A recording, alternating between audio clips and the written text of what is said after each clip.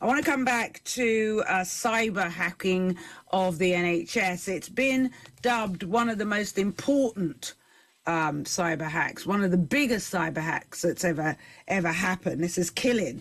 And it comes today, it happened to the NHS a little while ago, but the headlines today, Deputy PM Oliver Dowden's grave concerns that Russians are boosting Nigel Farage's reform, because apparently, according to my old network that I used to work for, the Australian Broadcasting Corporation, ABC, they uncovered a suspected Russian influence operation encouraging support of Nigel Farage's Reform Party.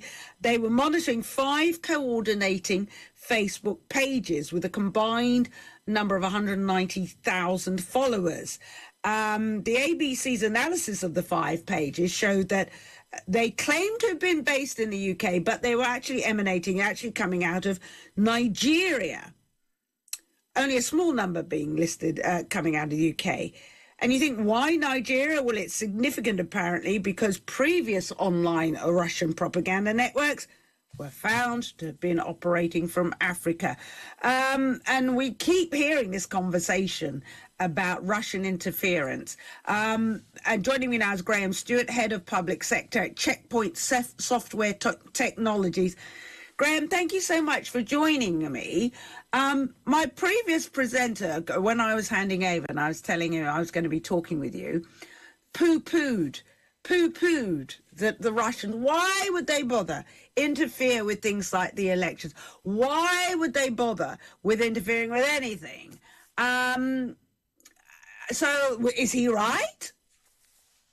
I think if you look at the history of politics across the last century, 2 centuries, there has been interference by the people that don't like us and people we don't like in elections. So whilst I'm not able to poo-poo the specific thing, there is a long history of this. And if you look at the way the world is going and the way that the cyber attacks are now more and more commonplace, it's not beyond the realm of possibility to believe that this is just carrying on. If you look at the last American election, there was lots of allegations, and the one before that, about cyber attacks and spreading of misinformation and AI type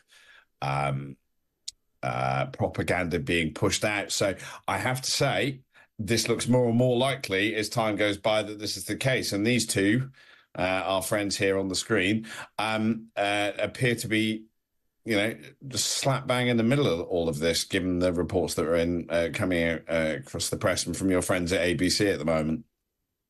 Yeah, exactly. I mean, when a foreign entity hears somebody that might be slightly, or hear a message that they can use to boost their standing amongst other, why wouldn't they? That's what I'm saying. Why wouldn't you do it? I mean, exactly. Yeah. This is as old as this is as old as the hills.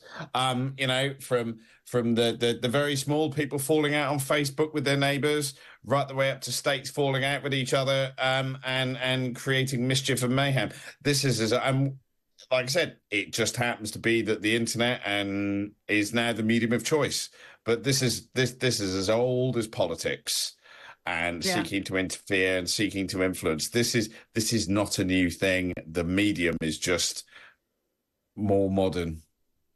Yeah. Let's talk about the NHS. It's that hack. Well, this is this group killing, part of a Kremlin-protected cyber army, hacking into the NHS, and they've already published some of the details on the dark web or whatever. So for people to say, why would anyone want to hack in? Why would the Russians want to hack into the NHS? So if you look at what they did, the attack was 3 things. So the first thing they did was they hacked into the network and caused loads of disruption. So there's been, really, really horrible stories about people having their operations cancelled, treatment pushed out, doctors and nurses having to use pen and paper to revert back to pen and paper for pathology services and things like that. So disruption. Okay, that's the first thing. The second thing is they would seek to remove what we would call exfiltrate a large volume of data of personally identifiable information. And you go, well, why would they be interested in that? What's in that for me? So the first thing they did is they put it up for ransom, which was, if you don't give us $50 million, we're going to publish this stuff. And that's bad. And the reason why it's bad is because that information can be used for all kinds of secondary scams. So these poor people have had all these enough worry as it is because they're in hospital and they've got treatments, and these have all been postponed. But then there is now the possibility of secondary scams, people getting text messages saying, oh, I'm from your healthcare provider. If you'd like to rebook your appointment, clicking on a link. It's a bit like, the easiest way to think of it. We've all had those text messages purporting to come from the Royal Mail or Amazon or whoever our chosen provider is, saying, oh, problem with delivery, need £10 to make sure it's delivered. Please click on the link and put your card details. This is the nature of the beast, is that these scams just perpetuate, and it's having that information and being able to send you something that looks plausible to someone who's probably already quite distressed, and them going, oh, right, okay, I just need to and that's how they do it. So the first is disruption. The second is then holding it to ransom, and we don't deal with terrorists, we don't deal with criminals, so we're not going to pay them. So they publish the data, and that's what happens.